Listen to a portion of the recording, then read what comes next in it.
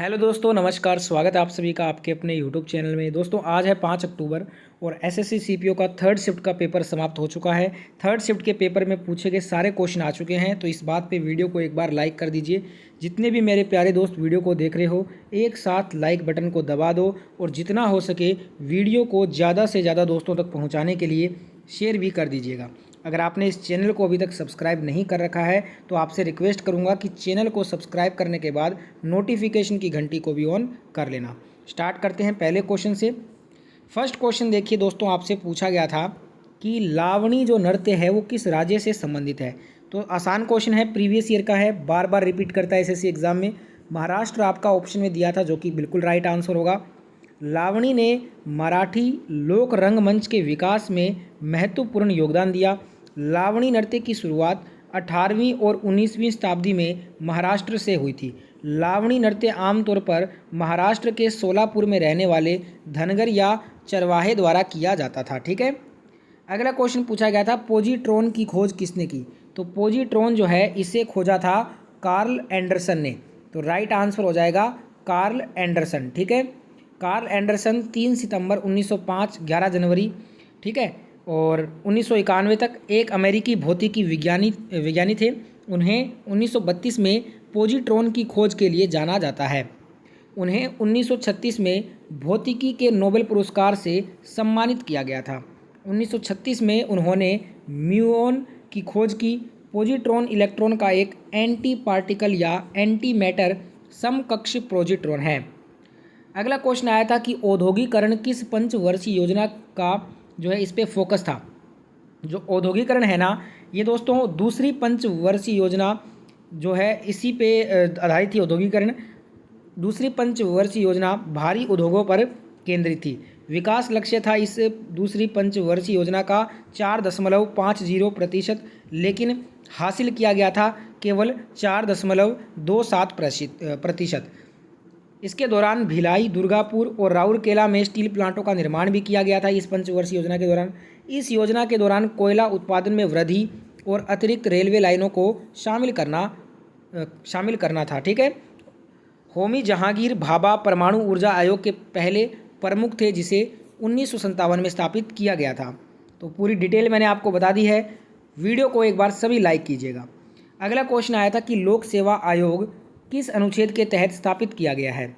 तो ये अनुच्छेद 315 से अनुच्छेद 323 के तहत स्थापित किया गया है। तो जिनका भी थर्ड शिफ्ट में पेपर था, एक बार कंफर्म कर दीजिएगा कि कौन सा वाला आपके ऑप्शन में दिया था, या फिर ऑप्शन में यही था 315 से 323।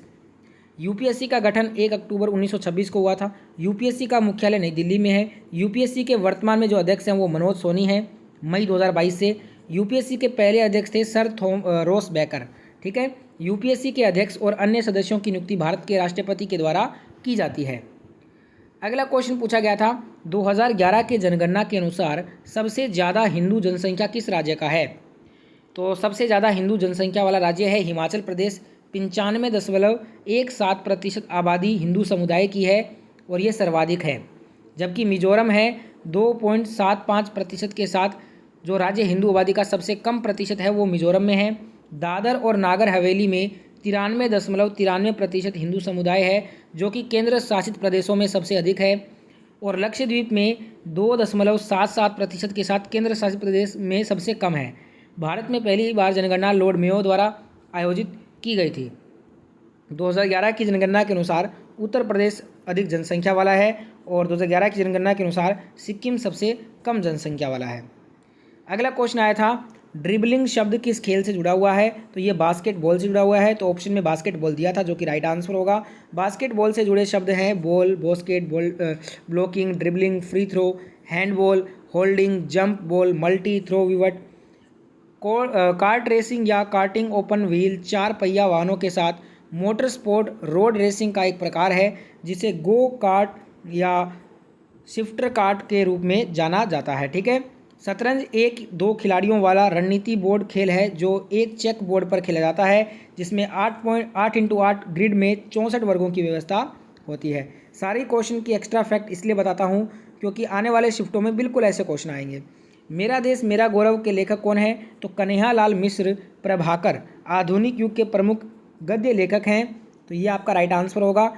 टेनिस में गेंद का रंग कैसा होता है? तो देखिए पीले या सफ़ेद रंग के होने चाहिए, हालांकि अधिकांश गर्दे पीले रंग की होती हैं। वज़न इसका होता है 6.54 से 6.86 सेंटीमीटर व्यास के साथ 56 से 59.4 ग्राम के बीच इसका वजन होता है। व्यास होता है 6.54 से 6.86, वजन होता है 56 से 59.4 ग्राम। टेनिस के खेल में गेंद को नेट पर आगे पीछे मारना रैली कहलाता है।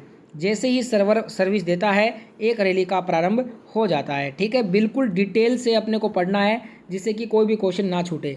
विटामिन सी की कमी से कौन सा रोग होता है? स्कर्वी होता है, जो कि ऑप्शन में था, करेक्ट हो जाएगा। शिशुओं में स्कर्वी के बहुत कम मामले आते हैं क्योंकि शिशुओं को माँ का दूध आमतौर पर पर्याप्त विटामिन सी की आपूर्ति करता है और शिशु विटामिन की पूर्ति के लिए साथ मजबूत होता है। संयुक्त राज्य अमेरिका में स्कर्वी यदाकत देखा जाता है, लेकिन शराबियों और कुपोषित वृद्ध लोगों में हो सकता है। सूखा रोग विटामिन डी की कमी से होता है।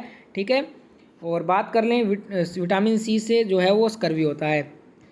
स्वर्ण बेलगोला में किस शासक की मृत्यु हुई थी? चंद्रगुप्त मौर्य की हुई थी। तो Chandragupta Maurya option right answer हो जाएगा। चंद्रगुप्त मौर्य 25 वर्ष की आयु में सिंहासन पर बैठे थे। चंद्रगुप्त मौर्य ने नंदों को हराकर मौर्य साम्राज्य की स्थापना की। उसने अंतिम नंद शासक धनानंद को हराया और 322 ईसा पूर्व में पाटलिपुत्र पर कब्जा कर लिया था। चंद्रगुप्त मौर्य को चाणक्य कौटिल्य नाम के एक बुद्धिमान व्यक्ति द्वारा समर्थित किया गया था। 305 ईसा पूर्व में चंद्रगुप्त मौर्य ने सेल्यूकस निकेटर को हरा दिया था। ग्रीक राजदूत मेगास्थनीज ने चंद्रगुप्त मौर्य के शासनकाल के दौरान भारत आया था।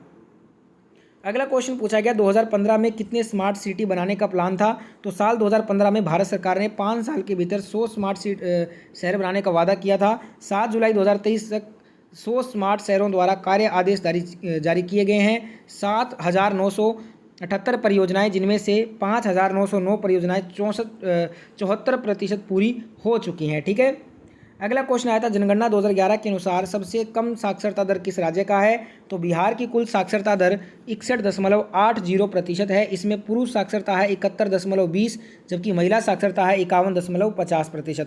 2011 की जनगणना में 65.38% साक्षरता के साथ अरुणाचल प्रदेश में 34वें स्थान पर रहा। अरुणाचल प्रदेश में पुरुष साक्षरता दर जो है वो 72.55 है और महिला है 57.70%। ठीक है, गोवा साक्षरता के मामले में 88.70% साक्षरता के साथ चौथे स्थान पे है। गोवा में पुरुष साक्षरता जो दर है वो 92.65 है और महिला साक्षरता दर है 84.66। 94% साक्षरता के साथ केरल में भारत में सबसे अधिक साक्षरता दर वाला राज्य है। यहाँ पुरुष का जो लिटरेसी रेट है वो 96.11 है और वुमेन का लिटरेसी रेट है 92.07। ठीक है, अगला क्वेश्चन आया था कि मौलिक अधिकार किस अनुच्छेद में है? तो ये अनुच्छेद 12 से 35 में है।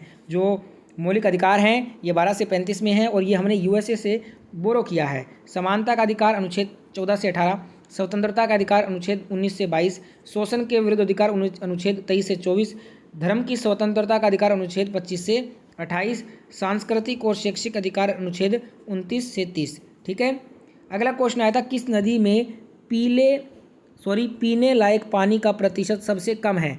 ऑप्शन थे गंगा, ब्रह्मपुत्र, कृष्णा, गोदावरी। तो गंगा नदी की लंबाई है 2525 किलोमीटर।